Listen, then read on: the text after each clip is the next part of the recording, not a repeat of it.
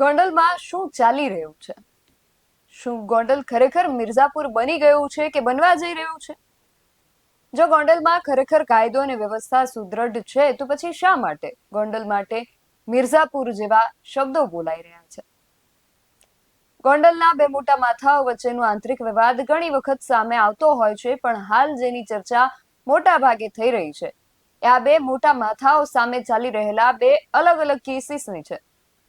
જયરાજસિંહ જાડેજા અને ગણેશ ગોંડલ સામે રાજકુમાર જાટના પિતા રતનલાલ જાટ આક્ષેપો કરી રહ્યા છે, જ્યારે અનિરુદ્ધસિંહ જાડેજા અને રાજદીપસિંહ જાડેજા સામે અમિત ખૂંટનો પરિવાર આક્ષેપ કરી રહ્યો છે. અને અંતે આ બંને જાડેજા પરિવારની મુશ્કેલીઓ જે છે એ વધી રહી છે. આ બંને કેસને લઈને ફરી અપડેટ સામે આવી છે. શું છે અપડેટ? તેનાથી કોની મુશ્કેલી વધી શકે છે, કોની ઘટી શકે છે, બધી જ વાત વિગતે કરીએ આ અહેવાલમાં. જય હિન્દ, BSI ટીવી ન્યૂઝ પર આપની સાથે હું છું નિધિ ગઢવી. આપણે થોડા દિવસ અગાઉ જોયું હતું કે રાજકોટની judicial magistrate of the first class કોર્ટે રાજકુમાર જાટના કેસને લઈને ગણેશ ગોંડલ અને ટ્રાવેલ્સ ચાલક રમેશ મેરનો નાર્કો ટેસ્ટ કરવાની મંજૂરી આપી હતી, પરંતુ હવે આ વાતને લઈને પણ એક નવા સમાચાર સામે આવ્યા છે. ગણેશ ગોંડલના જે સમર્થકો છે તેમણે ગણેશ ગોંડલના નાર્કો ટેસ્ટને તો સ્વીકાર્ય કર્યો છે, પણ સાથે સાથે તેઓ એ પણ માંગણી કરી રહ્યા છે કે ગણેશ ગોંડલની સાથે રાજકુમાર જાટના પિતા રતનલાલ જાટનો પણ નાર્કો ટેસ્ટ કરવામાં આવે. સાંભળીએ સૌથી પહેલા તેમના સમર્થકો શું કહી રહ્યા છે. હું રવિરાજસિંહ જાડેજા ગોંડલ.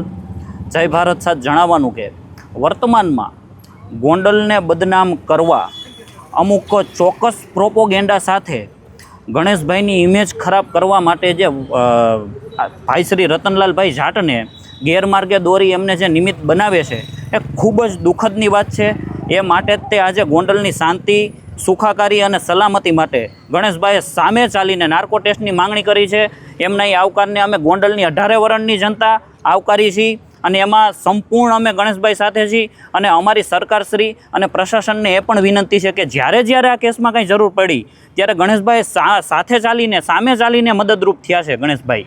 તો અમારી એ પણ સરકારશ્રીને વિનંતી કે જેમ ગણેશભાઈ મદદરૂપ થયા છે આ કેસમાં અને જેમ ગણેશભાઈએ સામે ચાલીને નાર્કો ટેસ્ટની માંગણી કરી છે, એમ સ્વર્ગીય રાજકુમાર જાટના પિતાશ્રી રતનલાલ જાટનું પણ નાર્કો ટેસ્ટ થાય એવી અમારી ગોંડલની જનતાની અને ગોંડલના દરેક નાગરિકની નમ્ર વિનંતી છે.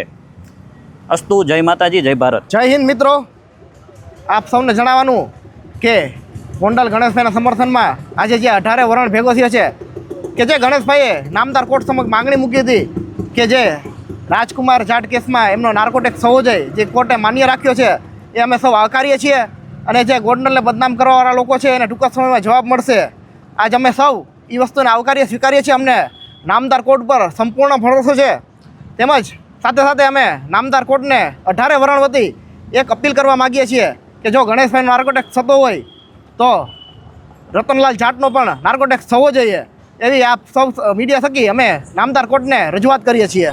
તેમનું કહેવું છે કે ગોંડલને અને ગણેશ જાડેજાને બદનામ કરવા ચોક્કસ પ્રોપોગેન્ડા ચલાવવામાં આવી રહ્યો છે. અને આ આક્ષેપ સાથે સાથે તેમણે જો ગણેશ જાડેજાનો નાર્કો ટેસ્ટ થાય તો ફરિયાદી રતનલાલ જાટનો પણ નાર્કો ટેસ્ટ થવો જોઈએ તેવી રજૂઆત પણ કરી હતી. ઉપરાંત ગણેશ જાડેજાના ફોટો સાથે સત્ય પરેશાન થઈ શકે છે, પરાજિત નહીં, અને આઈ સપોર્ટ ગણેશ ગોંડલ લખેલા પોસ્ટરો પણ વાયરલ કરવામાં આવ્યા છે.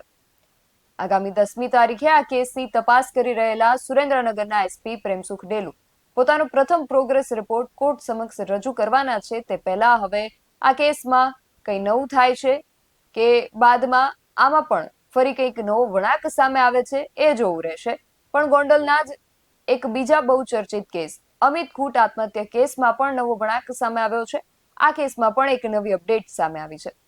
ગત 6 ડિસેમ્બરે આ કેસની સુનાવણીમાં આ કેસ સાથે સંકળાયેલ એક આરોપી હાલા શબ્બીર સુલેમાનને ગોંડલ સેશન્સ કોર્ટે જામીન પર મુક્ત કરવાનો આદેશ આપ્યો છે.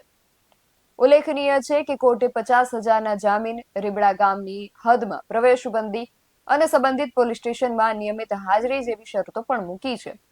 આ એ જ શબીર સુલેમાન છે જે આ કેસમાં લાંબા સમયથી ફરાર ચાલી રહ્યો હતો અને જેતપુર શહેર પીઆઈ એડી પરમાર અને તેમની ટીમે 30 ઓક્ટોબર 2025ના દિવસે વહેલી સવારે જુનાગઢ જિલ્લાના ચોબારી ગામેથી તેને ઝડપી લીધો હતો.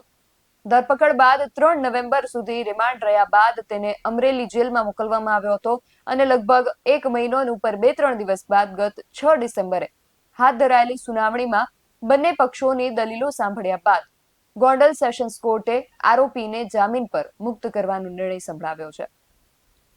તો હવે આ કેસમાં પણ આ નિર્ણય બાદ આગળ શું થાય છે એ પણ જોવું રહેશે. ગોંડલના જ આ બંને કેસો છે. ગોંડલના જ બે મોટા માથાઓના નામ આ બંને કેસમાં ચર્ચાઈ રહ્યા છે અને હવે આગળ તેમાં શું થઈ શકે છે તેના વિશે તમારું શું માનવું છે અમને કમેન્ટ કરીને ચોક્કસથી જણાવજો. આવા જ વધુ અહેવાલો સાથે મળતા રહીશું. તમે મારી યુટ્યુબ ચેનલને સબસ્ક્રાઇબ કરવાનું અને અમને ફેસબુક અને ઇન્સ્ટાગ્રામ પર ફોલો કરવાનું ભૂલશો નહીં. બાકી અવનવી અપડેટ્સ માટે આપ જોતા રહો BSI TV ન્યૂઝ. નમસ્કાર.